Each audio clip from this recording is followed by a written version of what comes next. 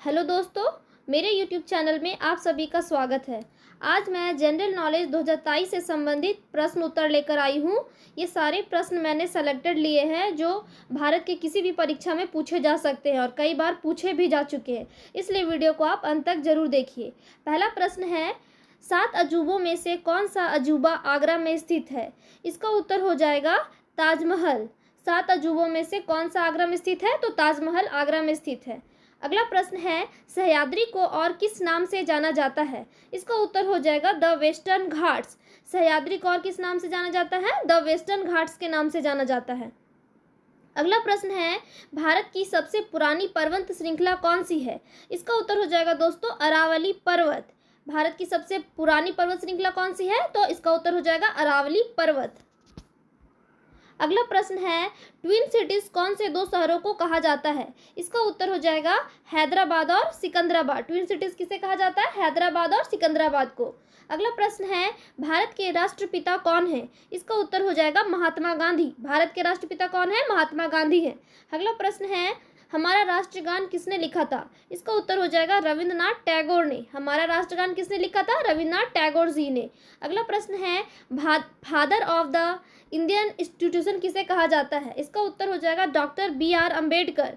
Father of the Indian constitution B R Ambedkar को कहा जाता है। अगला प्रश्न है, भारत का गणतंत्र दिवस कब मनाया जाता है? इसका उत्तर हो जाएगा 26 जनवरी। भारत का गणतंत्र दिवस 26 जनवरी को मनाया जाता है। अगला प्रश्न है, आंध्र प्रदेश का लोक नृत्य क्या है? इसका उत्तर हो जाएगा कुचिपुड़ी। आंध्र प्रदेश का लोक नृत्य है कुचिपुड़ी। अगला प्रश्न है, भारत के गृह मंत्री कौन है? इसका उत्तर हो जाएगा अमित शाह। भारत के गृह मंत्री हैं अमित शाह। अगला प्रश्न है, भारत के वित्त मंत्री कौन है? इसका उत्तर हो जाएगा निर्मला सीतारमन। भारत के वित्त मंत्री हैं निर्मला सीतारमन। अगला प्रश्न है, भारत के आरबीआई के गवर्नर कौन है? इसका उत्तर हो जाएगा शक्तिकांत दास। भारत के आरबीआई के गवर्नर है शक्तिकांत दास। अगला प्रश्न है, किस भारतीय ने प्रबुद्ध भारत पत्रिका शुरुआत की? इसका उत्तर हो जाएगा स्वामी विवेकानंद। स्वामी विवेकानंद ने प्रबुद्ध भारत पत्रिका की शुरुआत की थी। अगला प्रश्न है, भारत के शिक्षा मंत्री कौन है? इसका उत्तर हो जाएगा रमेश पोखरियाल। भारत के शिक्षा मंत्री हैं रमेश पोखरियाल। अगला प्रश्न है, भारत के रक्षा मंत्री कौन है? इसका उत्तर हो जाएगा श्री राजनाथ सिंह। भारत के रक्षा मंत्री हैं श्री राजनाथ सिंह। दोस्तों, ये सभी प्रश्न परीक्षा की दृष्टि से बहुत ही महत्वपूर्ण है। अगला प्रश्न है, महाराष्ट्र के मुख्यमंत्री कौन है? इसका उत्तर हो जाएगा एकनाथ शिंदे। महाराष्ट्र के मुख्यमंत्री हैं एकनाथ शिंदे। अगला प्रश्न है, तमिलनाडु के मुख्यमंत्री कौन है? इसका उत्तर हो जाएगा एम के स्टालिन। तमिलनाडु के मुख्यमंत्री हैं एम के स्टालिन। अगला प्रश्न है, दुनिया में 2020 से कौन सी वैश्विक महामारी चल रही है? इसका उत्तर हो जाएगा कोरोना वायरस। दुनिया में 2020 से कोरोना वायरस नामक महामारी चल रही है। अगला प्रश्न है, फेसबुक के संस्थापक कौन है? इसका उत्तर हो जाएगा मार्क जुकरबर्ग। फेसबुक के संस्थापक हैं मार्क जुकरबर्ग। अगला प्रश्न है, भारत में पहला फोन कब लॉन्च किया गया था? इसका उत्तर हो जाएगा 1995। भारत में पहला फोन 1995 ईस्वी में लॉन्च किया गया था। अगला प्रश्न है, सीए का फुल फॉर्म क्या है? इसका उत्तर हो जाएगा चार्टर्ड अकाउंटेंट। सीए का फुल फॉर्म क्या है? Chartered accountant. अगला प्रश्न है, भारत में लाइसेंस प्राप्त करने की आयु क्या है? इसका उत्तर हो जाएगा 18 साल। भारत में लाइसेंस प्राप्त करने की आयु है 18 साल। अगला प्रश्न है, महात्मा गांधी की हत्या कब हुई थी? इसका उत्तर हो जाएगा 30 जनवरी 1948। महात्मा गांधी की हत्या हुई थी 30 जनवरी 1948 ईस्वी में। अगला प्रश्न है, वह प्राचीन नाम क्या है जिसे पटना नगर को जाना जाता था? इसका उत्तर हो जाएगा पाटलिपुत्र। पटना को पाटलिपुत्र के नाम से जाना जाता था। अगला प्रश्न है, 1930 की प्रसिद्ध नमक यात्रा सत्याग्रह नाम का क्या नाम था? इसका उत्तर हो जाएगा दांडी यात्रा। 1930 की प्रसिद्ध नमक यात्रा सत्याग्रह का नाम था दांडी यात्रा। अगला प्रश्न है, निम्नलिखित में से किसे सीमांत गांधी कहा जाता है? इसका उत्तर हो जाएगा अब्दुल गफ्फार खान। सीमांत गांधी किसे कहा जाता है? खान अब्दुल गफ्फार खान को। अगला प्रश्न है, वंदे मातरम गीत के लेखक थे? इसका उत्तर हो जाएगा बंकिम चंद्र चटर्जी। वंदे मातरम किसने लिखा? बंकिम चंद्र जी चटर्जी ने। अगला प्रश्न है, भारत में प्रधानमंत्री को और क्या माना जाता है? इसका उत्तर हो जाएगा कार्यकारी प्रमुख। भारत में प्रधानमंत्री को कार्यकारी प्रमुख माना जाता है। अगला प्रश्न है, ताजमहल, बीबी का मकबरा, एतामुद्दौला किस चीज के स्मारक हैं? इसका उत्तर हो जाएगा मृत व्यक्ति के। ताजमहल, बीबी का मकबरा, एतामुद्दौला मृत व्यक्ति के स्मारक हैं। अगला प्रश्न है, भारत में प्रधानमंत्री को और क्या माना जाता है? इसका उत्तर हो जाएगा कार्यकारी प्रमुख। ये क्वेश्चन रिपीट हो गया। अगला प्रश्न है, सम्राट अशोक किसका उत्तराधिकारी था? इसका उत्तर हो जाएगा बिंदुसार। सम्राट अशोक बिंदुसार का उत्तराधिकारी था। अगला प्रश्न है, भारतीय संविधान को पहली बार कब संशोधित किया गया? इसका उत्तर हो जाएगा 1950। भारतीय संविधान को पहली बार 1950 ईस्वी में संशोधित किया गया।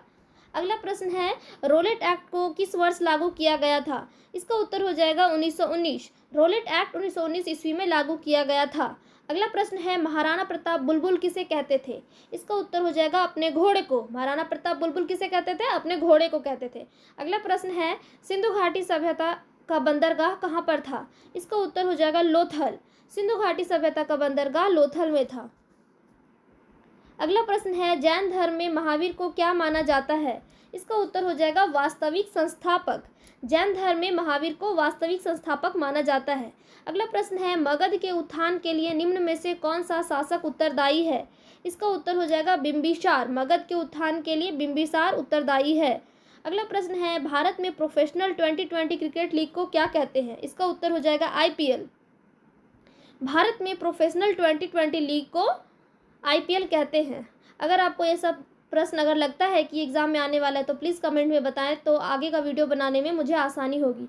अगला प्रश्न है, भारत के राष्ट्रपति कौन है? इसका उत्तर हो जाएगा द्रौपदी मुर्मू। भारत के राष्ट्रपति हैं द्रौपदी मुर्मू।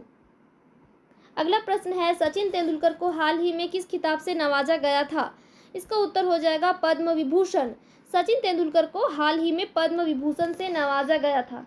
अगला प्रश्न है, इसरो के हेडक्वार्टर्स कहाँ है? इसका उत्तर हो जाएगा बेंगलोर। इसरो के हेडक्वार्टर्स है बेंगलोर। अगला प्रश्न है, संसद में कौन से 2 हाउसेस हैं? इसका उत्तर हो जाएगा लोकसभा और राज्यसभा। संसद में कौन से हाउसेस हैं? लोकसभा और राज्यसभा। अगला प्रश्न है, भारत का सबसे छोटा राज्य कौन सा है? इसका उत्तर हो जाएगा गोवा। भारत का सबसे छोटा राज्य है गोवा।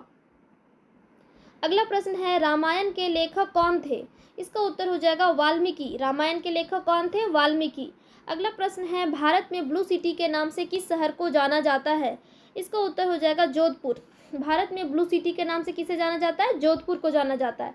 अगला प्रश्न है, भारत में कौन सी नोट इशू सिस्टम फॉलो की जाती है?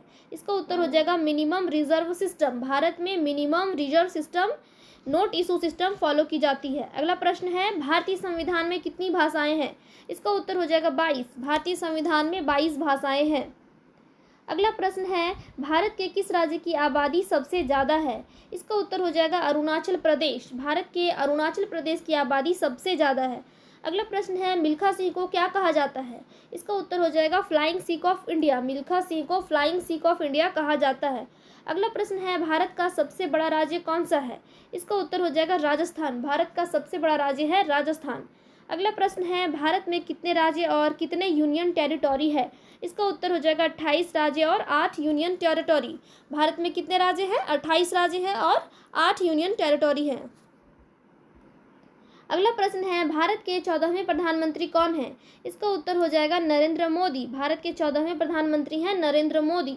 अगला प्रश्न है, गुप्त काल में कौन सी गुफाएं निर्मित की गई थी? इसका उत्तर हो जाएगा अजंता की गुफाएं। गुप्त काल में अजंता की गुफाएं निर्मित की गई थी। अगर वीडियो पसंद आई हो तो लाइक करें, कमेंट करें, और अगर आपको कोई सजेशन देना है तो आप सजेशन भी दे सकते हैं, जिससे कि वीडियो को बनाने में मैं और अच्छे से अच्छे वीडियो बना सकूं।